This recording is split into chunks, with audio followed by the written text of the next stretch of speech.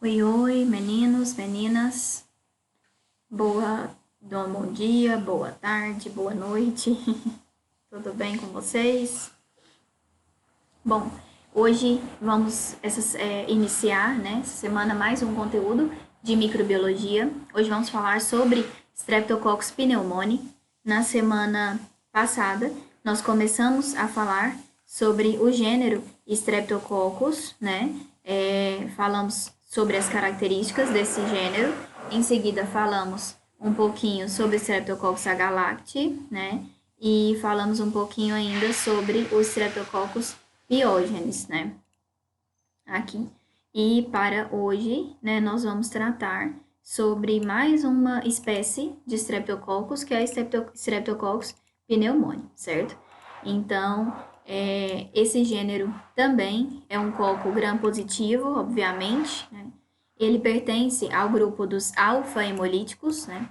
Lá atrás, né, bem na semana, na verdade, retrasada, nós falamos desse grupo de alfa, beta e gama hemolítico. Alfa hemolítico é aquele tipo de microorganismo que tem uma hemólise, que provoca uma hemólise parcial, né? Ou seja, nem todas as hemácias são lisadas, né? Então, o Streptococcus pneumoniae, ele faz parte desse grupo de bactérias. Então, são alfa-hemolíticos.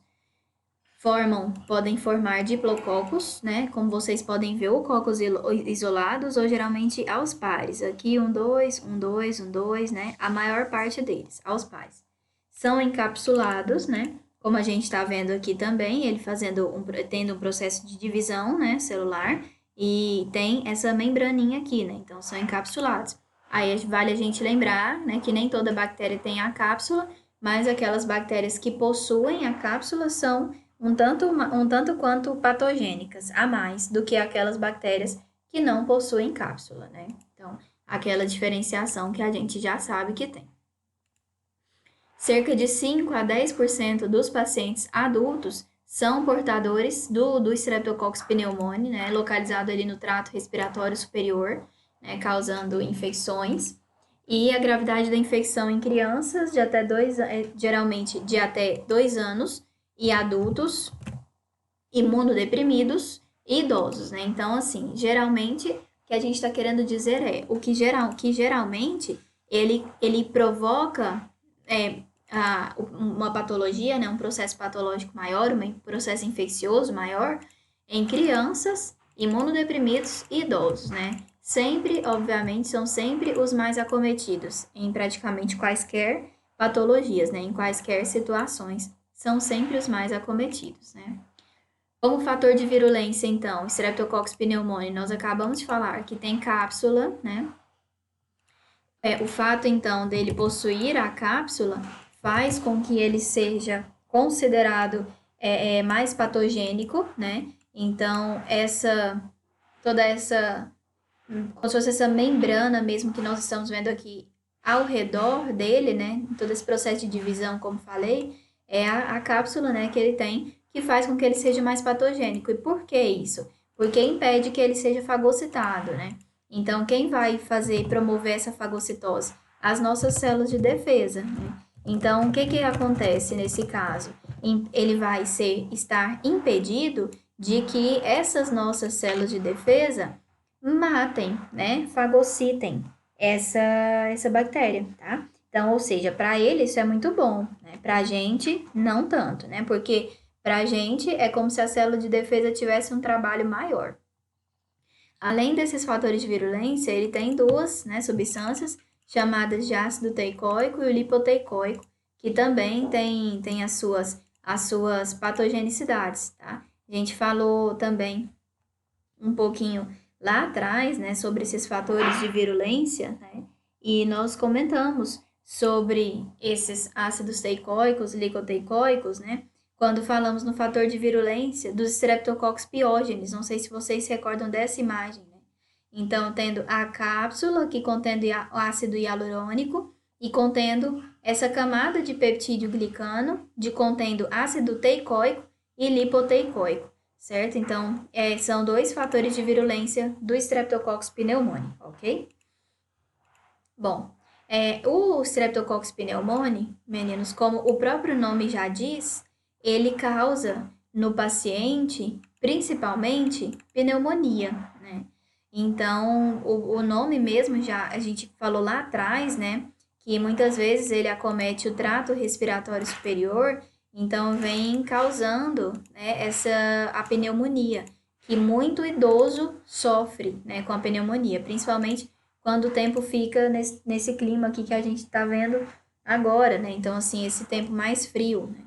Então, a pneumonia tem como alguns fatores de risco a idade, como eu falei agora, o idoso, né? Não só o idoso, mas aqui até quero contar aqui para vocês os extremos, né? Tanto no paciente idoso quanto da criança, né? Então, são esses extremos aí, acometendo ambos.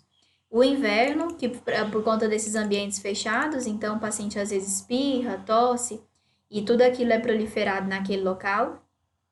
As próprias infecções respiratórias, como a gripe, que também propiciam a entrada desse fator, né, patógeno no trato respiratório. O etilismo, né, que a gente sabe, o etilismo, o hábito de consumir álcool, né, então paciente etilista, o tabagismo e a imunossupressão, né, então o sistema imunológico mais deprimido, né, um sistema imunológico muito mais falho, obviamente que esse fator patógeno ele vai adentrar com mais facilidade, né, então a via de entrada é o trato respiratório, certo? Aqui, outra doença que o Streptococcus pneumoniae causa muito são as chamadas sinusites, né?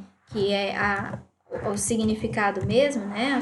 De sinusite, de sinusite. Ai, gente, o significado de sinusite, que são as inflamações, né? Inflamação dos seios da face, tá? Isso é a sinusite, né? Então, ite, inflamação dos sinos, né? Ou seios da face, tá? Então, nós temos 3, né? Seios da face, ou sinos, que é o frontal, o etimoidal e o maxilar, né? Então, esses 3 localizados aqui, como vocês podem ver na imagem. O frontal, o etimoidal aqui porque aqui tá em outra língua, né? Mas é a mesma coisa. Frontal, etimoidal, aqui próxima à região das narinas, e o maxilar, né? Próximo aqui à bochecha, mais ou menos. E por isso que quando nós temos sinusite, quem já teve, né, sabe, que a sinusite ela causa muita dor de cabeça aqui frontal, né? Até às vezes aqui próximo, né, desse maxilar aqui também que é afetado, e aqui a dor, né, aqui a coriza, né, assim, próxima do nariz, né.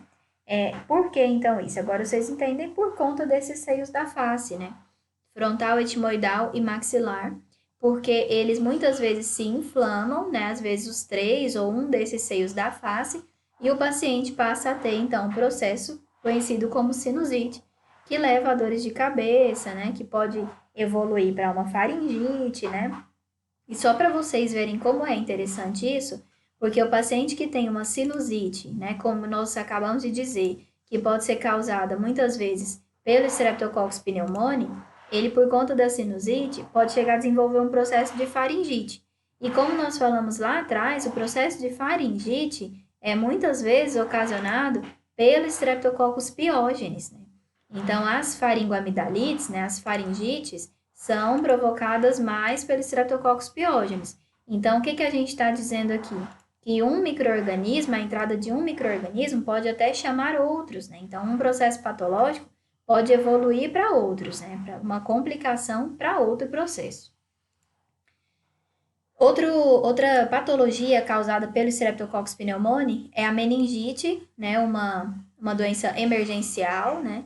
A meningite, a gente sabe que existem três padrões, né, para a meningite, que é a meningite bacteriana, a meningite viral e a meningite fúngica. Nesse caso, a gente está falando da bacteriana em si, então causada pelo Streptococcus pneumoniae. Então, corresponde a cerca de 15% dos casos de meningite em crianças e 30% a 50% de meningite em adultos. A gente sabe que a meningite não é uma doença assim tão facilmente curável, né? Meningite, o que é a meningite? It, inflamação das meninges, que são 3, né? Essas 3 que vocês estão vendo aqui. A primeira, mais superficial delas, está aqui próximo ao contato com o osso, né? Então, você pode ver que aqui está a pele. Então, a mais superficial das meninges é essa que vem aqui, que é a dura mater. O próprio nome já diz dura, então ela tem que ser mais resistente, né? Para resistir às pancadas mesmo. Então, dura mater. Aí, em seguida, vem a aracnoide, que é essa do meio, e a pia mater, que tá aqui, é a mais interna, né? Então, o que a gente tá dizendo aqui? Que a meningite, né, o patógeno, no caso, o Streptococcus pneumoniae, ele vai invadir essa área e inflamar essas meninges, né? Então, ele vai ultrapassar essa barreira, a gente chama isso aqui de uma barreira, né, hematoencefálica. Então, ele vai, na verdade, ultrapassar, né, essas barreiras aqui e causar um processo patogênico nessas meninges. E aí, a partir do momento que uma delas ou várias delas se inflamam, a gente tem o quadro conhecido como meningite, certo? Aí, aqui eu só aumentar um pouquinho essa imagenzinha que eu coloquei para vocês, né? De mais uma vez mostrando essas camadas. Então, aqui as meninges, né, craniais, como dura mater, aracnoide e a pia mater. Aqui a gente tem sangue, cérebro, tá aqui, né, para baixo, tá? E tudo mais. Então, todas as meninges aqui. Essas meninges, elas, como vocês podem ver, circundam, né, continuam aqui pela coluna, né, pela medula mesmo, espinhal, né? Então, todas elas, tá, estão continuando aqui nessa medula, tá? Então, assim, muitas vezes, quando o paciente tem uma meningite, pode ser muita coisa afetada, né? Tanto essa medula espinhal, quanto cérebro, né? E, enfim, tá cerebelo, né? Dependendo se não for um processo que não seja tratado, ok? Bom, como diagnóstico, nós temos a bacterioscopia, né? A bacterioscopia, que é o método que eu vou ver a bactéria, né? Então, eu posso vê-la à microscopia. Então, como a gente falou lá atrás, ela muitas vezes fica aos pares, né? Então, em diplococos. Então, que é o que vocês estão vendo aqui. 1, 2, 1, 2, 1, 2, 1, 2, 1, 2 aqui, outra aqui, certo? Então, ela geralmente fica assim, aos pares, né? Cadeias, tá? Então, a bacterioscopia aqui, para a gente ver a presença deles, né?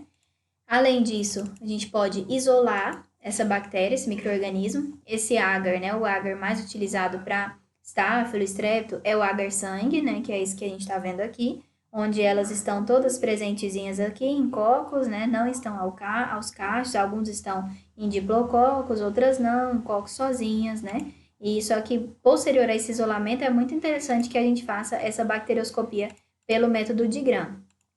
E eu ainda vou ensinar para vocês mais ao finalzinho como se faz essa coloração de Gram, tá? Só para lembrar que essa coloração de Gram é aquela que diferencia, lembra? Gram positivas de Gram negativa. Outra forma de diagnóstico, né, é o antibiograma. Um dos medicamentos que o Streptococcus pneumoniae é sensível é chamado de optoquina. Então, ao colocar a optoquina aqui, né, que é vocês estão vendo esse disquinho branco aqui que está remetendo a ela, né, é o antibiótico, né, só para vocês relembrarem. Formou esse halo aqui, né, também, tá? Então, é uma das maneiras também que ela é sensível à optoquina, tá? O que é bom, né? Além disso, também pode ser feito o método de aglutinação, né? Através do ASO mesmo, né? Detecta a toxina, que é liberada pelo Streptococcus, certo? Aqui, como a gente pode ver, um padrão negativo. Deixa eu aumentar um pouquinho aqui para vocês, né? Aí. Um padrão aqui negativo, negativo, negativo, negativo, e aqui um padrão positivo, né? Ou seja, teve aglutinação aqui, certo? Então, outro método que pode ser feito, aglutinação, né? O tratamento pode ser com penicilina, né, que ainda é sensível, cloranfenicol, eritromicina, sulfametoxazol associado ao trimetoprim, né? E tetraciclina, tá? Então, todos esses tratamentos, geralmente o médico pode implementar.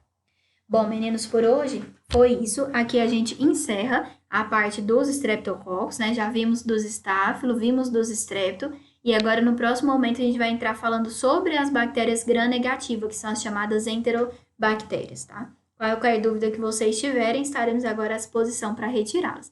Muito obrigada. Fiquem com Deus. Beijo.